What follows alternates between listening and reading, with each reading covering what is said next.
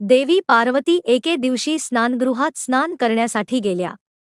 त्यांनी आपल्या अंगावर उटणे लावले आणि त्या उटण्यापासून एक सुंदर बालक तयार केले व त्याला आदेश दिला, मी स्नान करत आहे, तोपर्यंत कोणालाही आत येऊ देऊ नकोस. काही वेळानंतर भगवान शिव कैलास पर्वतावर परतले आणि स्नानगृहाकडे जायला लागले. तेव्हा गणेशाने त्यांना थांबवले. भगवान शिव अधिक क्रोधित झाले. त्यांनी आपल्या त्रिशूलाने गणेशाचे मस्तक कापले. देवी पार्वतींना अत्यंत दुःख झाले. त्यांनी शिवांना सांगितले की तुम्ही त्याला परत जिवंत करावे.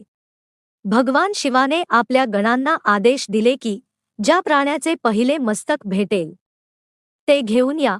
गणांनी जाऊन एका हत्तीचे मस्तक आणले. शिवांनी ते मस्तक गणेशाच्या धडावर बसवले आणि त्याला पुनरुज्जीवित केले. शिवांनी गणेशाला आशीर्वाद दिला की तो सर्व देवता आणि प्राण्यांमध्ये अग्रपूज्य असेल.